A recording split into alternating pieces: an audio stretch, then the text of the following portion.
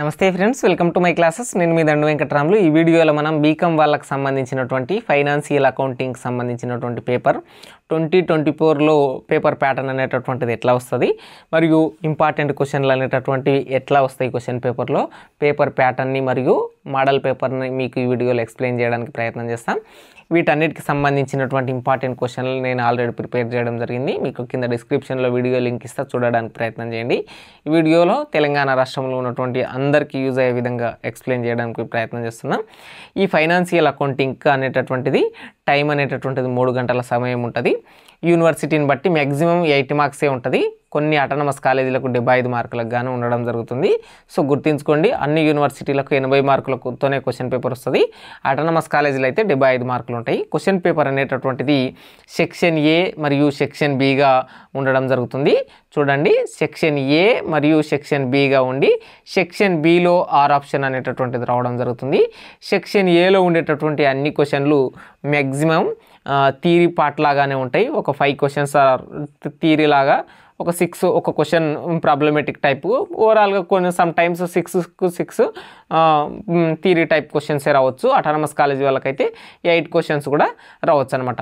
ఎవరికైతే 75 మార్కులు ఉంటాయో వాళ్ళకి సెక్షన్ ఏలో 25 మార్కులు, సెక్షన్ బిలో 50 మార్కులు గాను ఉండడం జరుగుతుంది.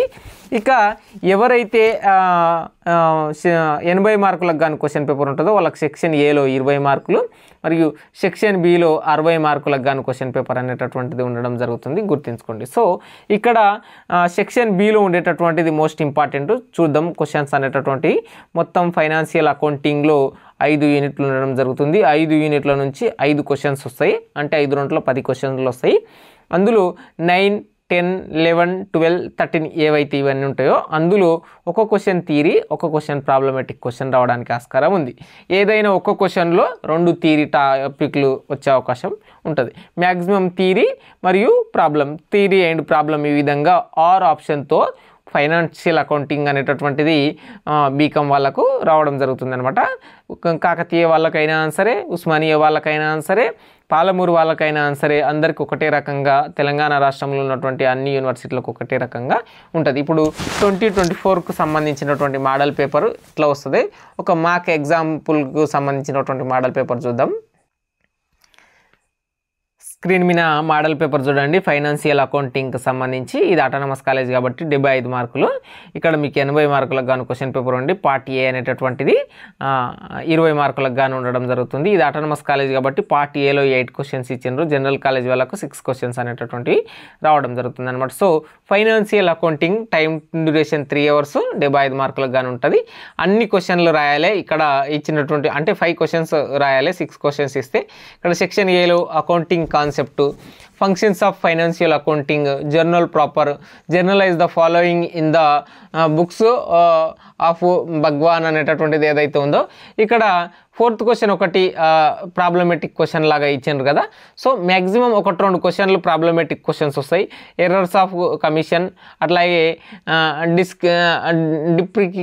డిప్రికేషన్ అనేటటువంటిది ఏదైతే 8th క్వశ్చన్, ఈ విధంగా కొన్ని ఉంటాయి. 1-2 క్వశ్చన్లు ప్రాబ్లమేటిక్ క్వశ్చన్స్ వస్తాయి.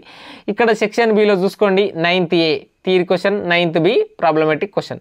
ఇక్కడ explain the advantages and limitations of financial accounting theory question, journalize the following అనేటటువంటిది ప్రాబ్లమేటిక్ క్వశ్చన్స్. సో గుర్తుంచుకోండి. నెక్స్ట్ 10th క్వశ్చన్స్ అనేటటువంటిది చూద్దాం. Explain the various types of subsidiary books అనేటటువంటి theory question. Enter the following 3 columns cash book and balance the same as 15/12/2013 అనేటటువంటిది ఏదైతే ఉందో అది problematic question అనమాట. 11th question, right the cases of the difference between cash book balance and passbook balance అనేటటువంటి theory. ఇక్కడ ఆన్ 31st October 2013 అనేటటువంటిది problematic. What are the different types of error explain అని చెప్పి అది.